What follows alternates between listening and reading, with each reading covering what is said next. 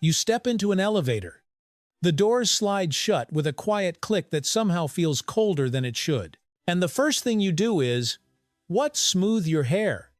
Adjust your collar. Check if that tiny breakout decided to betray you today. Maybe you even strike a quick pose. Think you're just being vain. Relax. Not at all. You've just become part of a psychological manipulation trick, sweet. Subtle and incredibly effective. Sound exaggerated. Think about it. That little metal box, barely 2 square meters wide, is basically a miniature behavioral lab. No windows. No chairs. Nothing to do. Your brain hates two things: waiting and feeling trapped. Elevators deliver both at once, standing still in a sealed space. Unable to control the speed. Unsure how long until your floor arrives, your primitive brain starts whispering. Something feels off. And right on cue, the mirror appears like a savior. But before calling it a savior, we need to talk about the real enemy, the stretching sensation of time. Ever waited 30 seconds that felt like 5 minutes, when there's nothing to engage with? Your brain switches into hyper-aware mode. It starts counting every second. 1, 2, 3. Boredom creeps in. Psychologists call this the time dilation effect. Subjective time expands when stimulation disappears. Sounds academic. But in real life, it's like staring at boiling water and willing your noodles to cook faster. Early elevators were slow. Painfully slow. People got irritated easily. Yet the real discomfort wasn't just speed, it was emptiness during the wait. Your brain needs something to latch onto. A signal, a motion, a task, and the mirror delivers exactly that. The moment you look at your reflection, the space seems to double. That tiny 2 square meter room suddenly feels like 4. Your brain receives a quiet message. Okay, maybe this place isn't so cramped after all.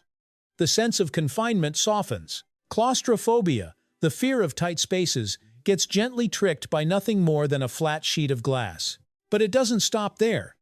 The instant you see yourself, your brain activates one of its strongest systems, self-awareness. Your face is one of the most familiar images you'll ever see. It matters. It connects directly to your identity, and anything related to you instantly captures attention. Instead of counting seconds, you fix your hair. Instead of thinking, "Why is this taking so long?" you think, "Hey, I actually look decent today." That's the moment your brain gets fully redirected. Picture a quick cinematic cut. Someone absorbed in their reflection, tilting their head slightly, straightening a tie. Cut. A hamster running endlessly inside a wheel. Look closely, the brain works the same way. It feels productive, but really it's just spinning to forget the waiting. You're not just checking yourself. You've been handed a toy. Behavioral studies show that even a tiny activity, no matter how meaningless, can dramatically shrink your perception of time. 30 busy seconds feel shorter than 15 empty ones. The mirror turns the elevator into a personal stage.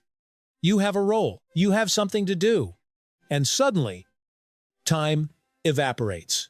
Why a mirror? Though, why not an ad screen or a news board? Because mirrors are cheap, and because they exploit one of humanity's biggest weaknesses, curiosity about ourselves. Humans naturally stare at their own faces longer than necessary. Not because of extreme narcissism, but because our brains are wired to scan faces constantly. Back when our ancestors lived in caves, reading facial expressions meant survival. When you look into a mirror, that ancient system still runs quietly in the background. You unconsciously analyze. Do I look tired, happy, stressed? And just like that, you're occupied. The busier you are, the less you notice the wait. Here's the funny part. The elevator doesn't move any faster because of a mirror. The motor stays the same. The cables stay the same. Travel time doesn't change by even a fraction of a second. Yet your experience feels completely different. The same 20-second ride becomes either 20 seconds of irritation or 20 seconds of casually fixing your hair. Solving a physical problem with psychology sounds lazy. Actually, it's brilliant. And if you think you're too aware to be influenced, try remembering the last time you stepped into an elevator. Did you really stare straight ahead without moving, or did you glance at the mirror just for a second? We like to believe we control our behavior. But most of the time, behavior is simply a response to a cleverly designed environment. The elevator isn't just carrying you to the 10th floor. It's guiding your attention, second by second. Next time the doors close and you catch yourself adjusting your collar again, try smiling a little. Not because you look better, but because you've just witnessed your brain gently falling into a very cute trap. And maybe if you start noticing the other invisible mirrors in everyday life, the things that distract you from waiting, discomfort, or emptiness, you'll begin to see the world slightly differently. Or if you still want to believe you just enjoy looking at yourself, that's fine. I won't argue, but the next time you see a hamster running inside a wheel, think of the elevator and ask yourself, am I moving with purpose or just because someone placed a mirror in the perfect spot?